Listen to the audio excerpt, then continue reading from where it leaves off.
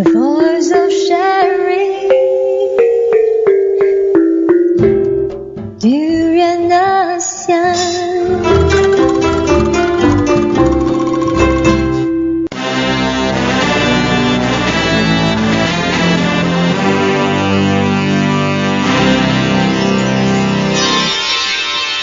ASEAN Dailies.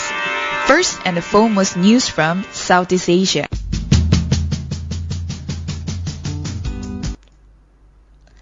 Hello and welcome to Duran ASEAN. You're with Gowri today on a Friday morning, and I'm here on our ASEAN Daily to bring you more news from Southeast Asia. And before we start our news commentary from this morning, a little breaking news from China about chemical experts who assess a China blast site after 50 people were killed. And this Chinese military team of nuclear and chemical experts began working on Thursday at the site of two massive explosions in the city of Tianjin, the state media said. And pressure is growing for the authorities because they have investigated, and it seems that at least 50 people are dead, and this is quite a worrying number. And the detonation of a chemical warehouse in the major Chinese port city also injured more than 700, according to official media, leaving a devastated landscape of incinerated cars, toppled shipping containers, as well as burnt out buildings. Environmental campaign group Greenpeace warned that substances from the site could be dangerous, saying that it was critical that the potential toxins in the air were monitored closely. And rescuers were also attempting to remove 700 tons of deadly sodium cyanide from the area. Late Thursday, the Communist Party newspaper, the People's Daily, reported. And also there have been lack of answers as to what really caused the blast, even 24 hours on. A lot of questions have been asked to the authorities, and also about the standards of the country. And also all these activists and campaigners have said that lives have been sacrificed on a lack of respect for safety and poor implementation. And besides that, a panel on Thursday also said that they had questions about what chemicals exactly were in the tanks that exploded, but they refused to provide details.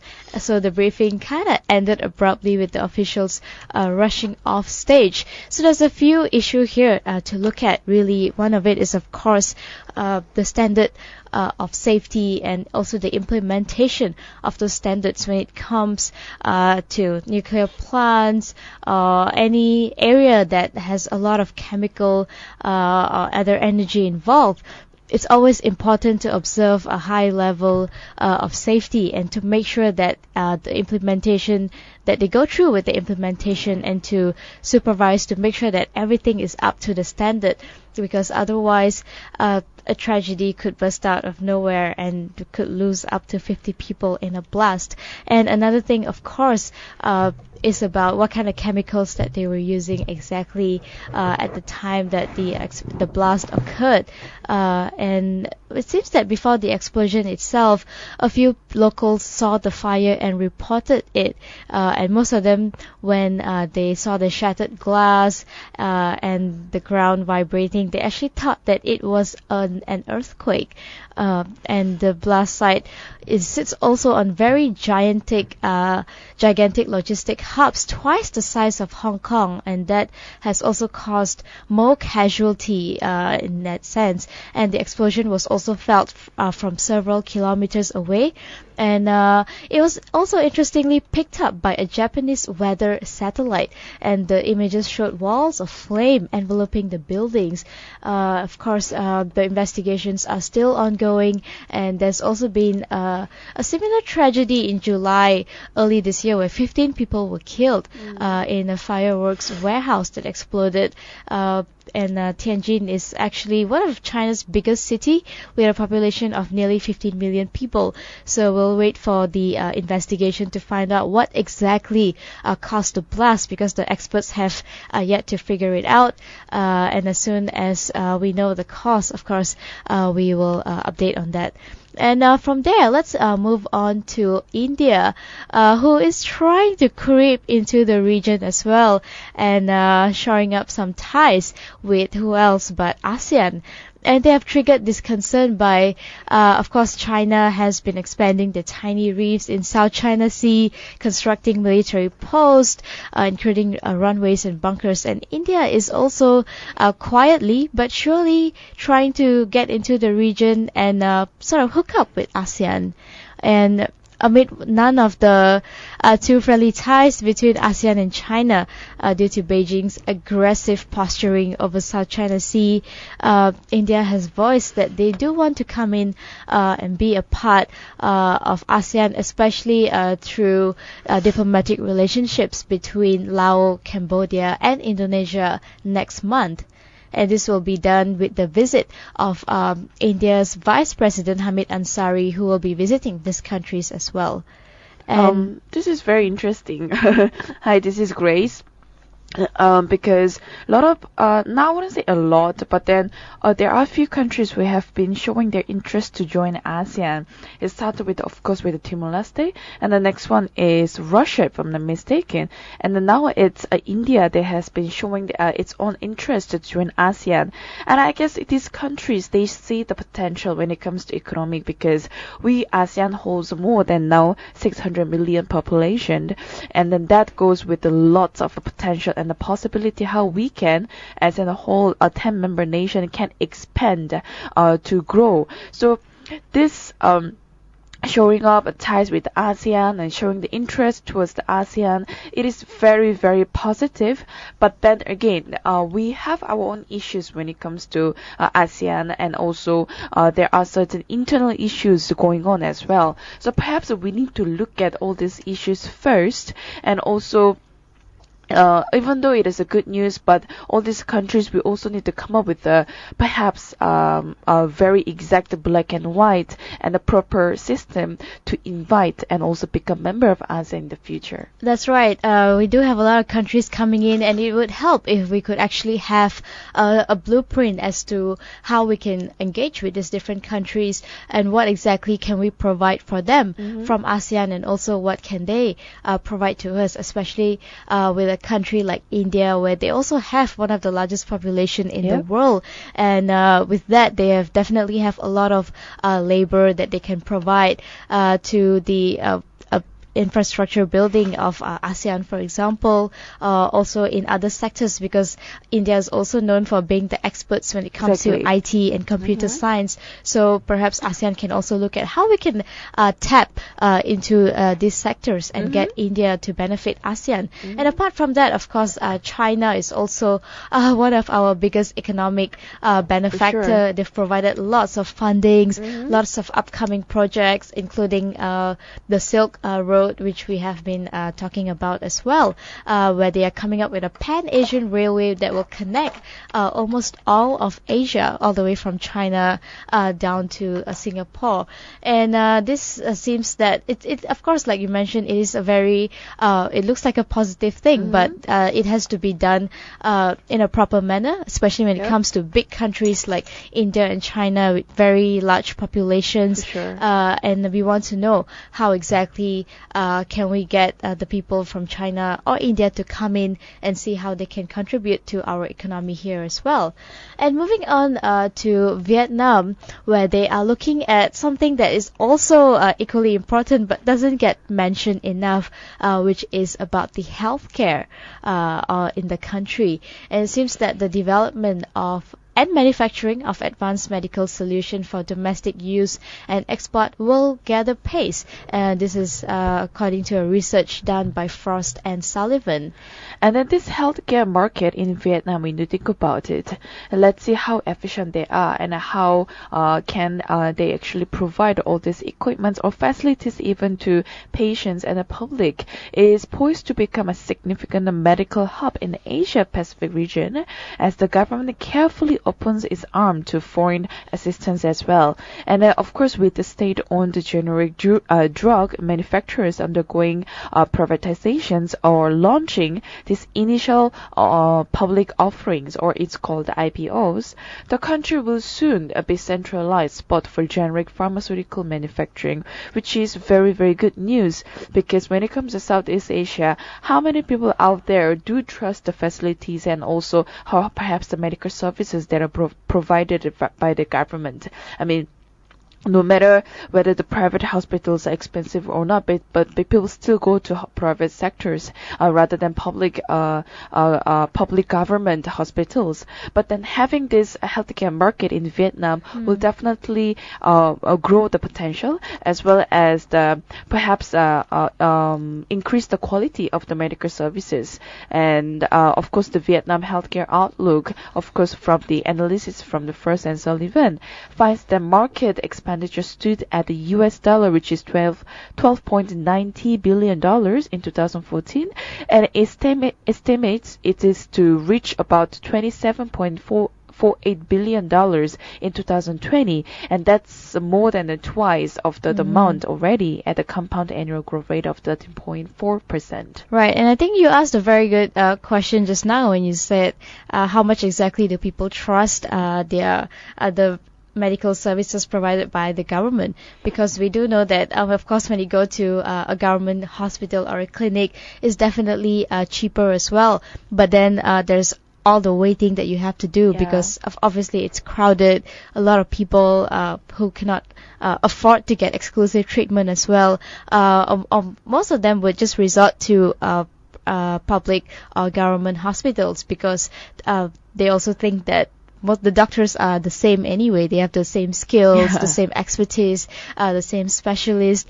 But then it also goes back to do they have the most state-of-the-art facilities? Do they have the access to the most recent technologies when it comes to, say, scanning or X-ray or whatever it is? And also, do they have access to the latest medicine?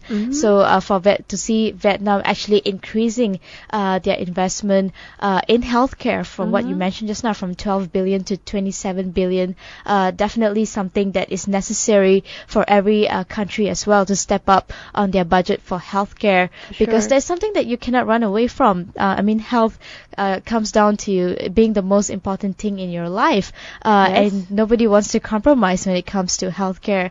They don't want to wait too long, and they want to get the best of the best. And it seems Vietnam is also trying very best to get their public health expenditure down to the low cost side, so more people can afford a world-class treatment. And it doesn't necessarily have to mean that, okay, if you want a quality treatment, you have to go to a private clinic or a private hospital. Right. And that's great that they're trying to steer more people towards the government side, the government services and healthcare. They're also having discussions with other parties as well, and also with investors to see how can the healthcare market also spur growth in Vietnam. And according to some case studies done, it seems that they will also be designing a stable regulatory environment with investor interest assured. And this is to protect the domain and global providers, and also to protect the partnership that they have with all these different entities. And of course, a bit about Frost and Sullivan.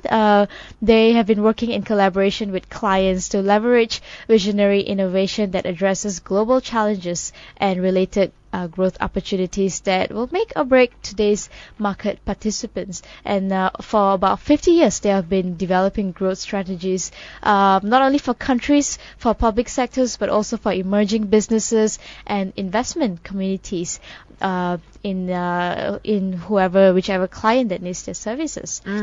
And from there, moving on to Myanmar, not a very positive news, I think. It's reported by Andrew Marshall from Bangkok, who said that actually in Myanmar there could be a second term for the current President Thein Sein after the rival have been ousted. This is interesting because Myanmar is heading towards the election in November. That's right. And then, of course, there are sort of invisible tension between the opposite opponents as well as the current government system. But apparently, the ouster of this powerful political rival, less than 3 months before the landmark election in November, like I mentioned, was a dramatic confirmation of President Thein Sein's desire for second term in office. And we can't really say whether it's a fair decision or not, the country, because definitely it's moving towards the having this transition from military system to the democratic system.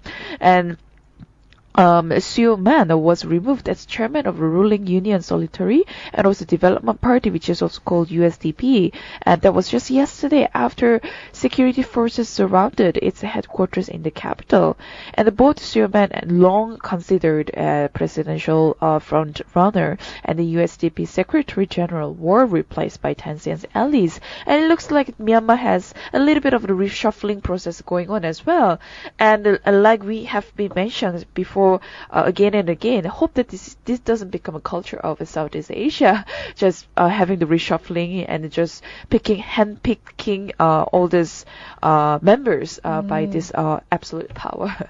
Right, and I think it's a very sad news as well for a lot of analysts and for a lot of people who have been following the update with Myanmar over the last few months, or even since last year when they announced that, okay, next year we are heading towards democracy for sure. Yep. We're done with all this military rule and military having the most power when it comes to the parliament or in terms of running the country. Yep. And they were very hopeful that whether or not President Thein Sein runs for a second term, but to at least have a fresh face over there in Myanmar, so we can see what improvements that can be done in what sectors, in what terms, in what angle.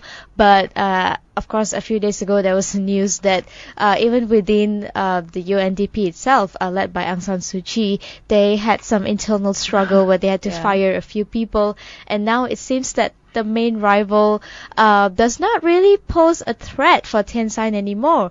And Aung San Suu Kyi as well, she has been banned from running for presidency as well, because the constitution apparently has been changing back and forth as well. I mean, there were times when she was allowed to contest, there were times when it was a straight no, like there's no way she can be the next president of Myanmar. Yep. And now that it's sort of like an open door for President Thein Sein, For sure. to just go for a clear second term, Yep. because there is no clear rival on who else could pose a challenge to him. And I personally think that this is not a good news, especially for ASEAN, because we are trying to get all the country on board on democracy, because we together as one entity, it will be much easier. Of course, we have a non-interference policy where each country is still free to practice what they want, but we were all really hoping for Myanmar to have this whole reform process and to move forward, because they didn't want to have the military rule anymore. I mean, same with Thailand, we're still waiting for that to happen in Thailand as well.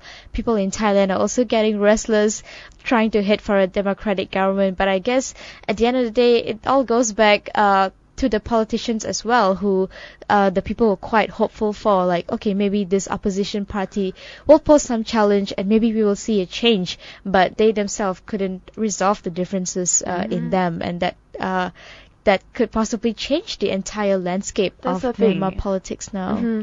So when it comes to all these elections and even reshuffling the government, there are tensions, there are more politics involved even in the political party for sure. And having this power, it looks like it's very hard to let it go, basically. And then, of course, after that, he wants to sort of renew or will continue his term. But then November 8th, that's the election, and Myanmar will hold the first fair elections, and it's free and fair elections in 25 years. And of course, a lot of people are putting their hopes and expectation towards this. And so we also hope that Myanmar perhaps look at the right direction when it comes to the nation as well, because Myanmar is part of the ASEAN, and that determines how Myanmar stands up its own feet this time. Right, and another important thing to note just before we move on is that President Thein Sein actually is a favorite candidate by the military themselves. So even if he doesn't want to stand for the next elections, they will still nominate him, and he could still win automatically, because he has the military backing, and that means a lot in Myanmar. So all the best to them, and we'll see what happens after this, and whether or not or what kind of elections will they be having when come November? And just a quick one about Britain calling for freedom of navigation in South China Sea. Of course, South China Sea has been such a hot topic over the last few weeks, few months, ongoing issue as well. And it seems British Foreign Secretary Philip Hammond has come forward and say that the post-war to World War II reconciliation process is not yet complete in Asia, and his remarks come as China prepares to hold a military parade in September to commemorate the end of war. So it seems that he's saying we have not really come to terms and not really moved on from that post-war effect that we were facing back then after the Second World War in 1945. And he wants to see all these claims being dealt with rules-based and not power-based, as what's happening right now, where we have China exerting its power towards other countries, being powerful, and he's according to Philip Hammond, that shouldn't be the way. It should be based on rules, based on policies, based on regulations, and that is the consistent way to long-term peace and stability in this region. What do you think? Well, when it comes to stability and also peaceful agreement, we have lots of alternative ways to come about. But when it comes to China, it becomes sort of a different story, because China holds a really, really huge power when it comes to their economic growth and also even the population. They're one of the gigantic countries in the world. And well, having said that, the Hammond said Britain had a great interest in the stability of South China Sea, which is one of the great issues in ASEAN as well. And then though it does not take position on the territorial issues, China, the Philippines, Vietnam, Malaysia, Taiwan, and Brunei have the overlapping claims for sure. And according to them, they said we want to see claims dealt by rule-based and not power-based, like you mentioned, and the solution in Asia as elsewhere in a way that is consistent with the long-term peace and stability of the region. Well, these two terms, peace and stability, is something that what we are all hoping for. But at the same time, when you go deeper in these issues, there are more than that. China has already been building the artificial buildings and to mark its territories, but where is the action really taken by other nations? It looks like as much as they have the overlapping claims, and also as well as a lot of sort of arguments going on among this Southeast Asia region.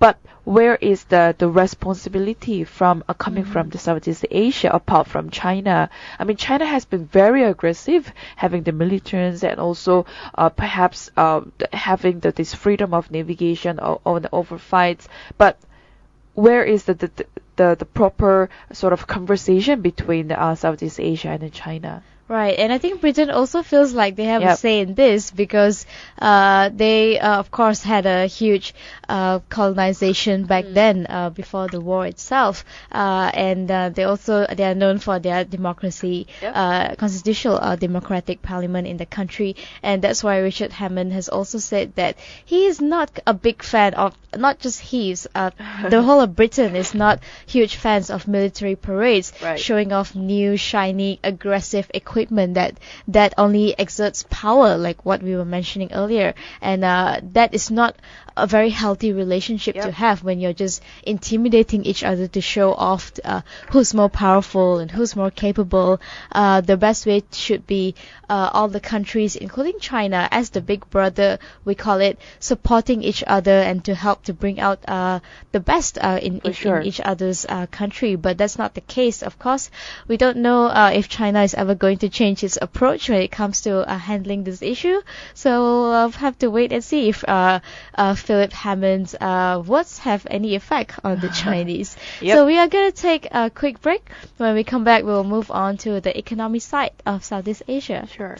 You're now listening to Durian ASEAN, the voice of discovery and sharing.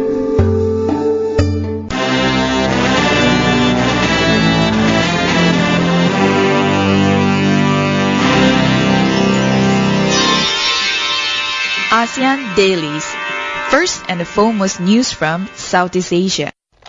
Hello and welcome back to Duran ASEAN. You're still with Gowri. And Grace. And this is, of course, our ASEAN Daily, where we bring you news from Southeast Asia. And for this part of this commentary, we are going to talk about Indonesia and how they have plucked their new trade minister from a very executive suite. And it seems that Thomas Lembong, who is the new minister we're talking about, is quite an established guy, and they are looking to have a new face in the department. Of course, Indonesia is also sort of reshuffling their cabinet and handpicking a few capable ministers to replace the old ones, and they're hoping that this will give like sort of a facelift and a new challenge, and also for him to bring in fresh new ideas for Indonesia. Yes, and Joko Widodo plucked this Lembong from the executive suite, like you mentioned, of his Singapore-based private equity company as a part of the wider cabinet reshuffle, which followed weeks of criticism, of course, that his original economic team had failed to halt the slide in growth and its slowest pace in 6 years. And for sure, Joko Widodo is very concerned about the economic growth when it comes to Indonesia. Indonesia has not been doing so well in terms of the business and economic side. So for sure, they have the very heavy economic challenge. And also the president, the vice president, and the ministers strongly believed that Indonesians have the strength to overcome this.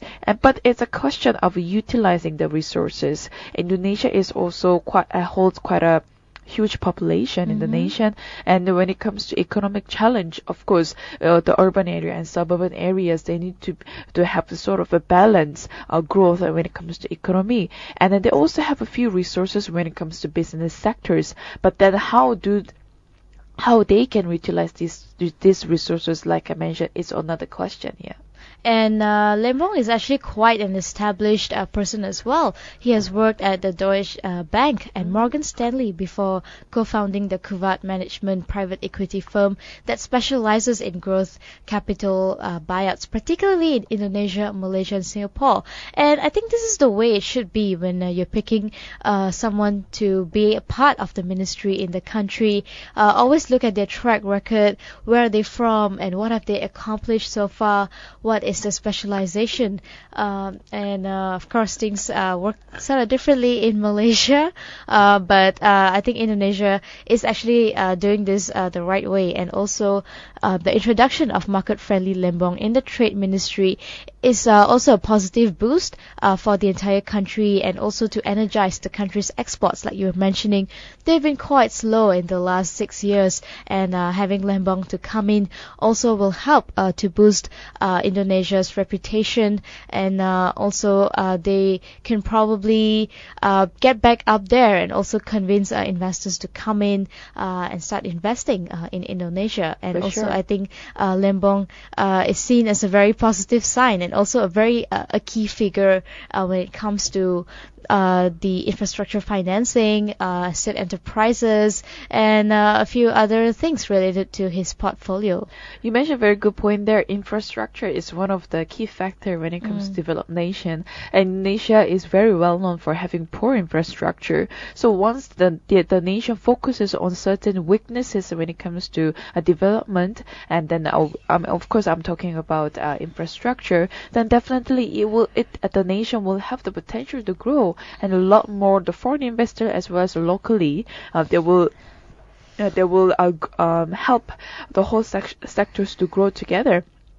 And then, he was also advised, Joko Widodo, on the need to mobilize the hundreds of trillions of this rupiah in the non-bank sectors. And of course, Indonesia is also facing sort of dropping in its rupiah currency there. And it is also part of the concerns, especially pension and insurance funds, to meet its infrastructure ambitions as well.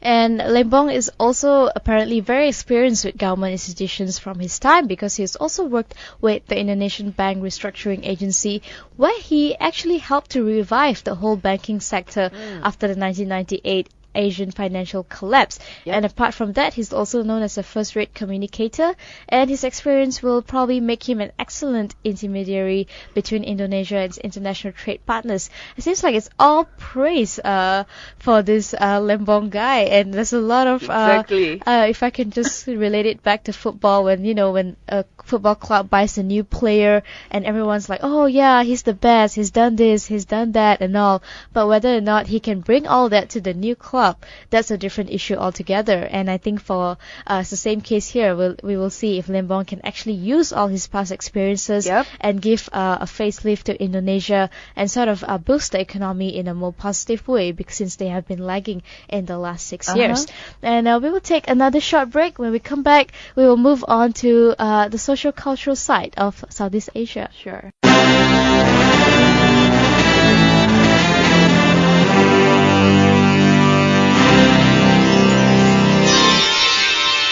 ASEAN Dailies. First and the foremost news from Southeast Asia. Hello and welcome back to Durian ASEAN. You're still with Gowri. And Grace. And this is your ASEAN Daily, where we bring you news from all over Southeast Asia. And let's talk a little bit about Indonesia's trade relations with Australia in terms of rekindling their live cattle industry. And Wow. yeah, well, it seems that when it comes to the high price of beef in Indonesia, that has compelled Jakarta to actually show stronger interest in an annual quota system, which will enhance its imports of live cattle from Australia, and this will in turn also ensure a greater certainty of trade relations with it. And all this indication comes weeks after they have decided to reduce the volume of import of live cattle from the country. It is very interesting if you think about, when you think about this Australian beef, it's just that it's awesome if you try the steaks and also beef from Australia, of course. So it's not a surprise that Indonesia is very interested in bringing it over, because the way how they raise cows and also having this farm in Australia, it's just the system is amazing. The agricultural part, how they have been sort of controlling, is also very amazing. So this Australian ministers of agriculture and also Indonesian representatives, they are having the sort of hopeful agreement that the situation will lead to have a more stable trade relation between these two countries, and also the Indonesia will be issuing the permit for another 50,000 slaughter-ready cattle immediately, and also been confirmed by Australian Agriculture Ministry. And although Jakarta wants Indonesia to move towards food self-sufficiency, where they don't have to rely on outside sources, but the prices of beef shot very high due to shortage in supply, especially during the Muslim holy month of Ramadan. So which is why they had to look at other sources as well for their live cattle supply. And from there, we will move on to Manchester United, with what's happening with EPL at the moment. Of course, the new season kicked off last Saturday, and it seems Manchester United have not yet decided if they are going to keep their star goalkeeper, David De Gea, and at the same time, he may not move to Real Madrid as well. Why is that? So, well, initially he wanted to move to Real Madrid, and Real Madrid wanted him as well, but for some reason the transfer didn't happen. So it seems that he could be forced to stay in Man United, and that's not a very good thing, because when it comes to playing football, you need that passion, and when you're being forced to stay in a club that you don't really want to play for, I think it's hard for you to deliver, even if you're a world-class goalkeeper. Right. So will it lead to another sort of politics and internally in the team? Will it affect the playing, perhaps the skills or the whole team spirit? I think it definitely his relationship with the United manager as well has been sort of jeopardized, and we'll see what happens after this. Since he is being forced to stay in a club that he doesn't really want to play for, it could also affect the relationship between United and Real Madrid as well. Right. So they are preparing for their game this Saturday against Aston Villa. Okay. So waiting to see if he will actually be the choice goalkeeper, Sure. or will he be replaced by someone else. And that wraps up our ASEAN Daily for this morning. Don't forget to follow us on Facebook, Twitter, Instagram, and subscribe to our YouTube channel for all the daily podcasts. And also do not forget to visit us, our main website, which is drianasian.com, where you can look for more resources as well as the content. And also when you're on the go, download our app Drian ASEAN and listen to our interviews and news commentaries.